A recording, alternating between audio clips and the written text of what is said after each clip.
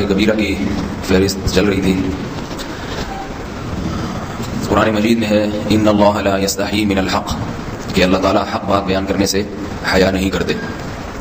حدیث میں بھی بعض ایسے مسائل کو اللہ کے رسول نے بیان کیا ہے صلی اللہ علیہ وسلم نے جو بظاہر حیا کے خلاف ہیں، مگر اس لیے بیان کیا کہ اگر آپ صلی اللہ علیہ وسلم بیان نہ کرتے تو لوگ ان بے شرمی کے کاموں میں مبتلا ہو جاتے. اسی وجہ سے میں بھی ہمت کر رہا ہوں کہ ایک اور ایسا گناہ جس میں لوگ مبتلا ہیں اور وہ ہے حیا کے خلاف، مگر ہے بہرحال شریعت کا مسئلہ اور لوگ اس میں گناہ میں مبتلا بھی ہیں، اس لیے بتانا ضروری ہے. وہ یہ ہے کہ لوگ شادی کے بعد بھی آج کی نوجوان نسل زوجہ سے، بیوی سے غیر فطری طریقے سے ہم استری کرتے ہیں. انٹرنیٹ پہ بیہودہ فلمیں دیکھتے ہیں تو جو چیز انگریزوں کی دیکھ رہے ہیں کہ ان کے کلچر آہستہ آہستہ میڈیا کے ذریعے ہمارے معاشرے میں بھی آ رہا ہے.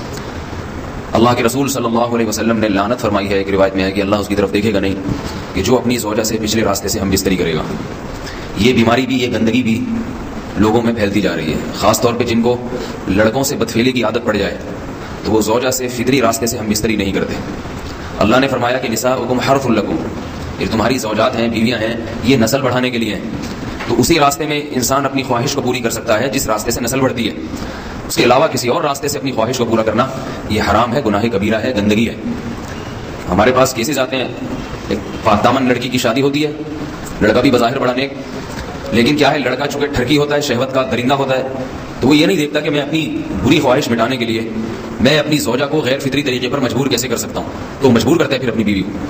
اس میں جو عورتیں زیادہ پاک دامن نہیں ہو، نیک نہ ہو، یا ان کو یہ ڈر ہو کہ طلاق ہو گئی تو ہم کہاں جائیں گے، وہ پھر اپنے شوہر کے ساتھ اسی غیر فطری طریقے پر آمادہ ہو جاتی ہیں. اور اس کا عذاب اور اس کا وبال یہ ہوتا ہے کہ کچھ دنوں میں ان کو بھی اسی کی لت پڑ جاتی ہے.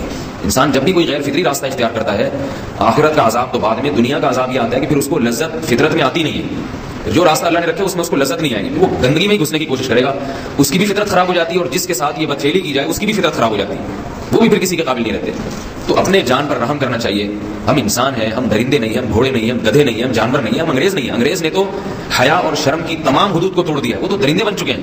ہم تو درندے نہیں، ہم تو حلال کھاتے ہیں، پاک صاف رہنے کی کوشش کرتے ہیں. تو ہم ان کی جو کلچر دیکھ کے ہم ایسے درندے بننے کی کوشش کیوں کریں؟ تو یہ بہت بڑا وبال ہے، بہت بڑی برائی ہے جو ہمارے معاشرے میں آہستہ آہستہ جڑ پکڑتی جا رہی ہے، اور اس سے بیماریاں بھی پھیلتی ہیں. غیر فطری طریقہ ہے، بیماریاں بھی پھیلتی ہیں. ایسے کیسز آتے ہیں کہ جناب مرد مجبور کر رہا ہے بیوی کو، اور وہ بیوی جو ہے ساتھ نہیں دیتی تو پھر اس کو طلاق کی دھمکیاں دیتے ہیں. ایسے کیسز بھی آتے ہیں. اور یہ بھی آتا ہے کہ مرد جب اپنی بیوی کو غیر فطری طریقے پر مجبور کرتا ہے، بیوی آمادہ نہیں ہوتی، تو مرد پھر یہ دھمکی دیتا ہے کہ بھائی میری خواہش تو تم سے پوری ہوتی نہیں ہے، پھر میں دوسروں کے پاس جاؤں گا. تو یاد رکھیں، جس عورت کا شوہر یہ دھمکی دے اس کو کہ میں زنا کروں گا اگر تم نے میری خواہش پوری نہیں کی غیر فطری طریقے سے، تو عورت اپنے شوہر سے کہہ دے کہ جاؤ تم کہیں اور جا کے منہ کالا کرو، تمہاری فطرت میں گندگی ہے تو یہ مجھے گندا بنانے کی کوشش نہ کرو.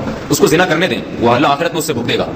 ہر بیماری کا اللہ نے علاج رکھا ہے. اللہ کے رسول صلی اللہ علیہ وسلم نے فرمایا، صحیح بخاری کی حدیث، ما انزل اللہ من داء الا انزل له دواء، کوئی بیماری ایسی نہیں ہے جو اللہ نے نازل کی ہو اور اس کے لیے دوا نہ رکھی ہو دنیا میں.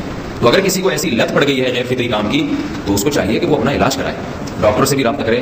اور سب سے بڑا علاج یہ ہے کہ کچھ وقت صبر کرے گا، چھوڑ دے گا کچھ عرصے کے لیے، تو خود بخود آہستہ آہستہ صحیح ہو جائے گا. ایک آدمی شراب کا عادی ہے، ایک علاج تو یہ کہ ڈاکٹروں سے رابطہ کرے، بہترین علاج کے چھوڑ دے. کتنے دن تڑپے گا؟ 1 دن 2 دن 3 دن 4 دن، 1 ہفتہ 2 ہفتہ، بہت زیادہ سال ہو جائے گا نا، اس کے بعد خود بہت ٹھیک ہو جائے گا. سگریٹ کا عادی ہے، چھوڑ دے گا. تو کتنے لوگ ہم نے دیکھے ہیں دن میں 20 سگریٹ پیتے تھے، چھوڑنے پر آئے تو بالکل ایک دم چھوڑ دی انہوں نے، آہستہ آہستہ کر کے چھوڑ دی، لیکن تکلیف ہوئی مگر عادی ہو گئے. تو اب کسی کو یہ لت پڑ گئی ہے غلط کام کی، برائی کی، تو اس کا بہترین علاج یہ ہے کہ وہ اپنے آپ کو بدلنے کی کوشش کرے، ماحول بدلے، اور کچھ وقت صبر کرے گا تو اللہ اس سے یہ عادت چھڑا دے گا. نہیں کی، صبر نہیں کیا اس نے، پھر اسی گندگی میں موت واقع ہوگی، پھر آخرت کا عذاب بہت سخت. نسلیں برباد ہو جاتی ہیں اس عمل سے انسان کی.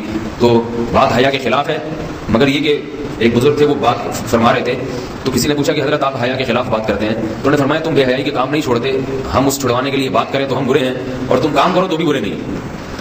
برائی کا کام کرنے میں برا نہیں بنتا، اور برائی کے خلاف بولنے والا برا بن جاتا ہے کہ دیکھو یہ کیسی باتیں کر رہے ہیں. تو وہی باتیں ہیں اس لیے ہیں کہ یہ معاشرے میں یہ برائی پھیلتی چلی جا رہی ہے، اور یہ ہماری اپنا کلچر نہیں ہے، یہ امپورٹ ہو رہا ہے باہر سے، یہ امپورٹ ہو رہا ہے، یہ وہاں میڈیا کے ذریعے آ رہا ہے. تو وہ چیزیں دیکھا نہ کریں اور ان لوگوں سے دور رہا کریں.